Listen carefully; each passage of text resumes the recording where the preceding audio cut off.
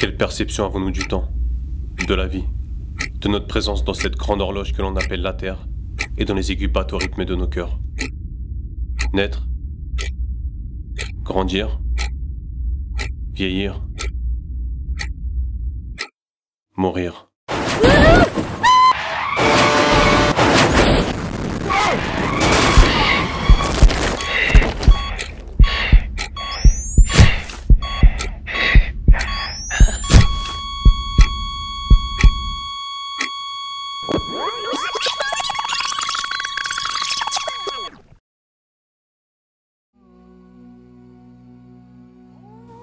Peu importe quand ou comment nous partirons, la véritable question, c'est quelles traces aurons-nous laissées dans ce monde?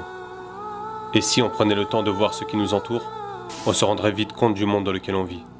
Entre égoïsme et ingratitude, dans les rouages des grandes industries, nous vivons dans un environnement qui nous apprend à s'enrichir.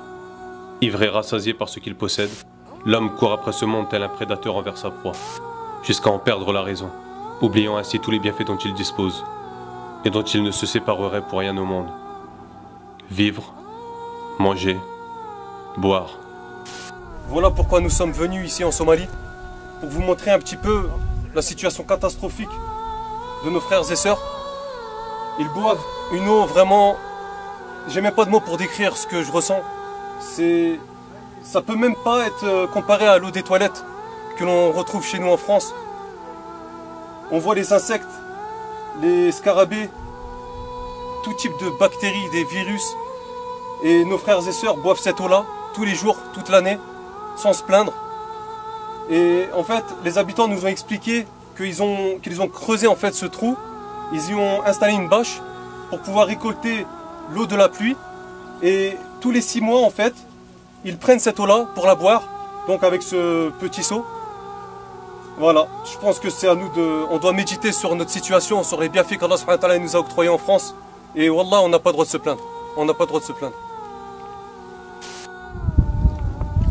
Voilà. Et pourquoi tu bois cette eau-là? C'est l'eau naturelle, n'est-ce pas? C'est l'eau de la Sierre. Mais il y a des... Elle est quand même sale, on voit le verre qui est sale quand même. Je ne vois rien, moi. Ah ouais? Depuis tout petit, tu bois comme ça? Depuis quand j'étais petit. Depuis tout petit, tu bois cette eau-là? Oui, oui.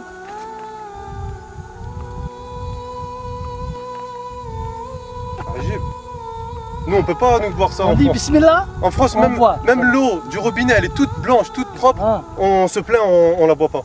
C'est comme ça que la vie. Donc voilà, observez l'intérieur. Ça fait office de dortoir, même le sol, de cuisine. Incomparable avec ce qu'on possède chez nous en France, les appartements, maisons.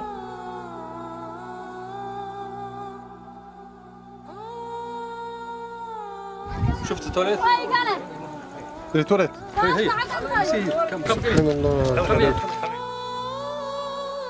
Ils ont entendu que les ONG islamiques vont venir ici. Depuis 3 jours, ils sont là. Donc, ils vous demandent une aide, soit pour la nourriture, soit pour la réhabilitation des forages. Il n'y a plus de moutons, de chamelles, ils sont tous morts à cause de ces sécheresse, ils sont morts. Ils sont vraiment fatigués, ils restent depuis 3 jours. Ils vous attendent à votre aide. Il fait très chaud ici, là. Presque 50 degrés, on est là sous le soleil. Ce qui nous montre que c'est très important, que sous le soleil très chaud, qu'ils nous attendent aussi. Parce qu'ils sont étonnés, qu'ils n'ont jamais entendu, qu'ils n'ont jamais vu, qu'ils n'ont jamais... si vous êtes la première ONG islamique qui sont venus ici, donc c'est vraiment, ils sont heureux. Parce que la plupart des Blancs, c'est rare qu'ils passent ici aussi. Ils sont étonnés, ils nous demandent, ils nous questionnent aussi quels sont ces gens-là, où sont venus, d'où.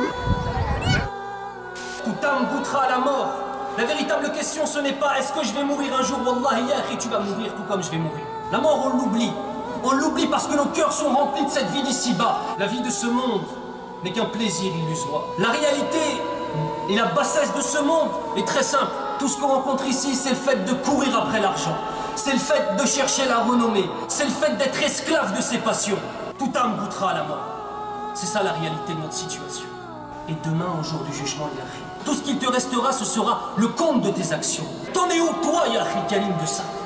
Allah subhanahu wa ta'ala, celui qui par sa sagesse infinie et parfaite, wal kamalu lillah, a créé la mort et a créé la vie, qui a rendu égales toutes les créatures, le riche comme le pauvre, à travers la mort, a fait sortir les pauvres de leur demeure et a fait sortir les riches et les puissants de leur palais, pour tous les faire finir dans le même endroit, une tombe sous la terre. Cette vie qu'on mène, cette rafle-là, cet oubli, wallah, par cet oubli, on a une responsabilité vis-à-vis de ce qui se passe dans le monde et du massacre qui se passe des musulmans dans le monde, même fi Gaza, ou fi Souria, ou fi Burma, ou fi l'Iraq, ou fi kulli makan. Et il nous laisse, subhanallah, le temps de nous repentir, wallahi. Combien de fois on va entendre des salat al-jumu'ah, des sermons, des doulouz, des paroles, on va lire le Coran al-Karim, on va entendre, ça va nous changer le temps de la khutbah et on va sortir, on va revenir à nos vies. Allahul musta'an.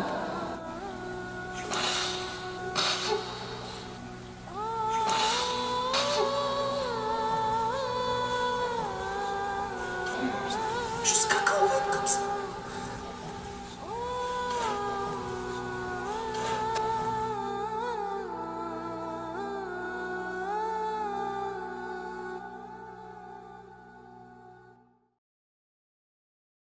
On attend toujours que quelqu'un apporte le changement, sans jamais penser à nous changer nous-mêmes.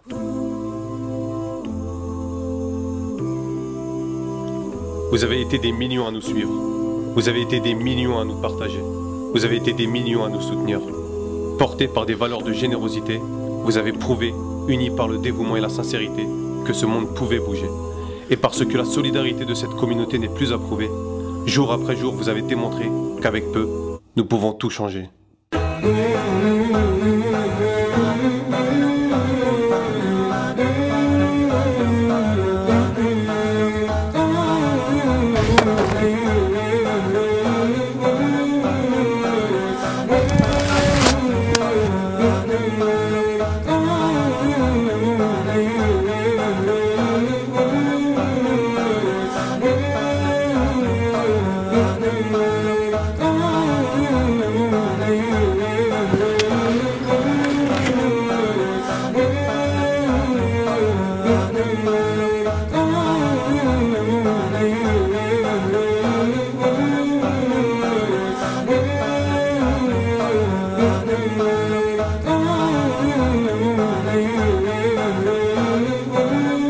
Ils n'ont pas de piscine, pas de parc de loisirs, ni de grands parcs d'attractions comme Disneyland.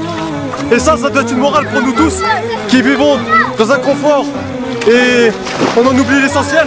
Donc là, ces enfants nous prouvent, aujourd'hui nous prouvent qu'avec peu, on peut être heureux. Un geste technique, il est passé.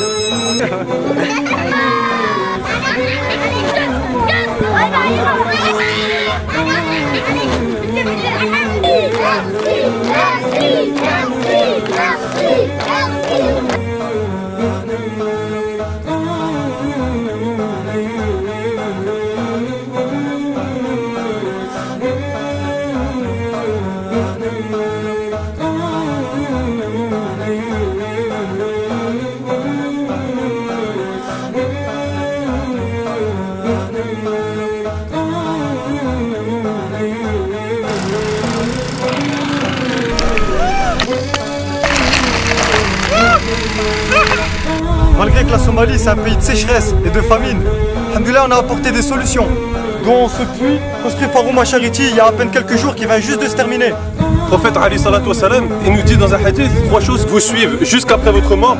Parmi ces 3 choses, c'est le fait de faire une sadaqa jariya, c'est-à-dire une aumône continue, perpétuelle. Et parmi ces sadaqa jariya, il y a la construction de puits, donc n'hésitez pas à donner ne serait-ce que 1 euro. Réformons-nous, partageons au maximum cette vidéo, inondez tous les réseaux sociaux, les SMS, faites un don, investissez pour votre paradis. Imaginez le nombre de personnes que vous pouvez abreuver, le nombre de personnes qui vont recevoir cette vidéo que vous aurez partagée. Tout ça sur votre compte, alhamdoulilah, pour Yom Qiyamah. Faire un don à ma charity, ça nous permet de financer des projets efficaces et durables, mais aussi des projets innovants comme cette paille filtre qui permet de filtrer 99% des bactéries qui se trouvent dans les étangs très très sales. Je vais vous faire une démonstration. Donc voilà, de l'eau très très sale. Je vais la boire avec la paille que l'on souhaite financer.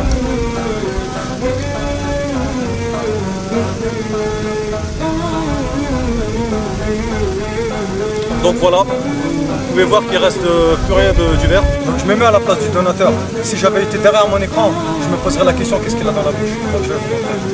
Je vais prendre le sable, puis je vais boire.